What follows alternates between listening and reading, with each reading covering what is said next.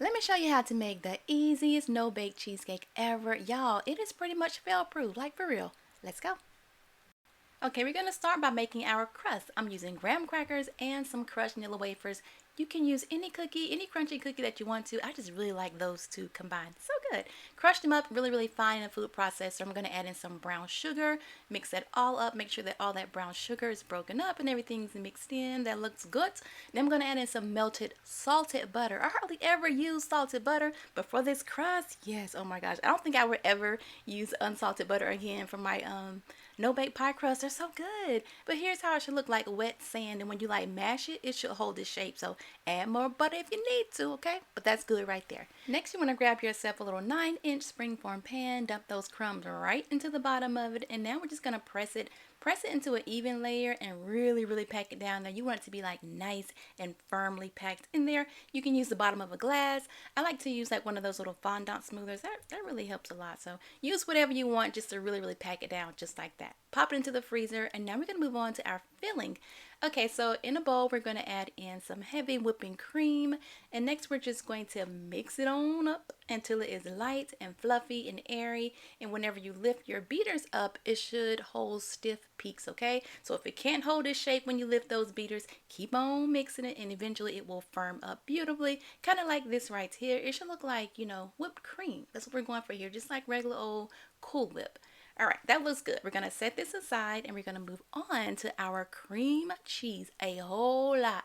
Where is it at? There it is. A whole lot of cream cheese is going into this no-bake cheesecake.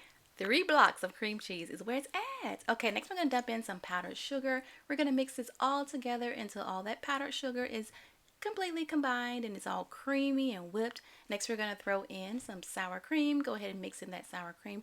That's going to add a little, you know, a little tang to it. So add that, mix it up really well, and here is how it will look when everything's all mixed up, all fluffy and stuff like that. Yep.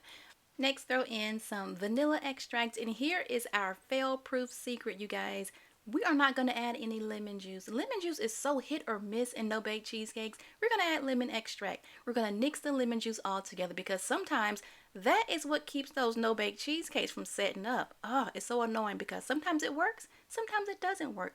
But we still want to have that lemon flavor, so we're adding in that lemon extract to give it that little zest.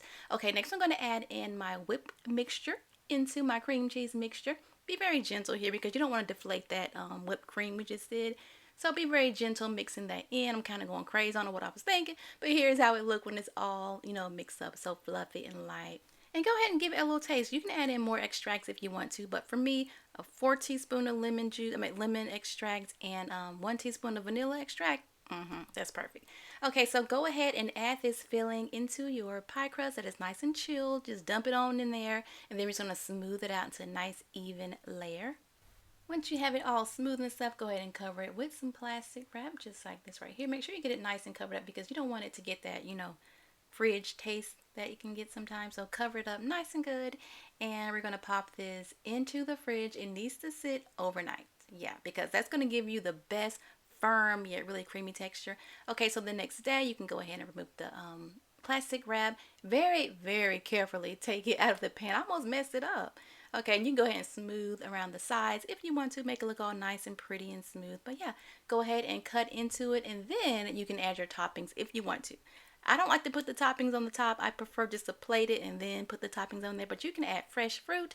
You can add strawberries, peaches, and syrup, chocolate, anything you can top this thing with. But y'all, look at that texture. So firm, yet it just melts in your mouth. I love it. If you make it, let me know how you like it. And below, leave me a comment and let me know what is your favorite cheesecake topping. Let me know. And don't forget to subscribe and check out my other videos. Later.